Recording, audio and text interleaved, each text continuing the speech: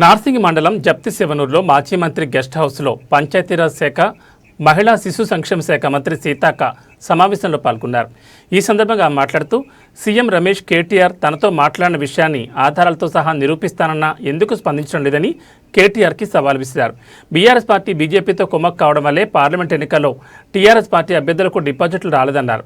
BRS party అబద్ధాల మీద ఆధారపడి కాంగ్రెస్ ప్రభుత్వంపై దుష్ప్రచారం చేస్తుందని, నిర్మాణాత్మకంగా ప్రతిపక్షంగా అభివృద్ధికి సహకరించాలి కానీ అభివృద్ధిని అడ్డుకోవడం సరికాదన్నారు.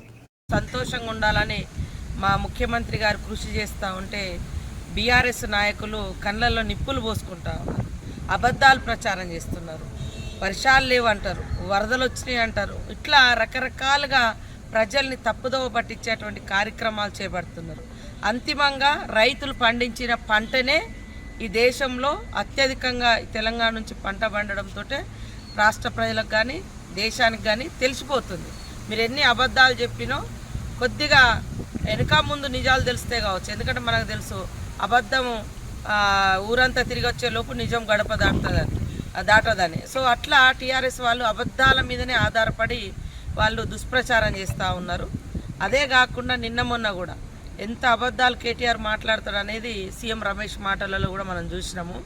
మరి ఆయన మాట్లాడిన దానికి సీసీ ఫుటేజీలతో సహా బయట పెడతా అన్నాడు. దానికి సిద్ధంగా మేము ఏ పార్టీతో ఒప్పందం లేదని, మీరు ఒప్పందం అయింది కాబట్టి ఎంపీ ఎలక్షన్లలో మీరు ఎంత డిపాజిట్లు కూడా మీకు రాలేదు.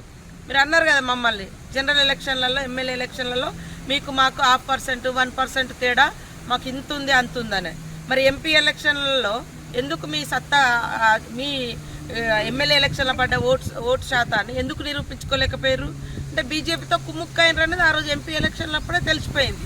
ఇంకా స్పష్టంగా సాక్షాత్తు బీజేపీ ఎంపీ ఈరోజు రాజ్యసభ సభ్యుడు కూడా మాట్లాడితే మరి అదే సవాలు, అదే తొడగొట్టుడు, అదే మీసాలు ఇప్పుడు ఏదో చేస్తాడు కేటీఆర్. అదెందుకు మరి నేను రాలేదని ఇంటికి నేను బీజేపీ వాళ్ళతో కలుస్తాను అనలేదని ఎందుకు సవాలు విసరలేకపోతున్నాడు? కాబట్టి వాళ్ళు ఎంపీ ఎలక్షన్లప్పుడు కూడా బీజేపీతోటే కుమ్మక్కయ్యారు. ఇప్పుడు కూడా బీజేపీతోటే కుమ్మక్కయి ఈ రాష్ట్రంలో మరి మంచిగా జరుగుతున్నటువంటి అభివృద్ధిని అడ్డుకునే విధంగా కుట్రలు చేస్తారు. ఆ కుట్రలు మానండి. తెలంగాణ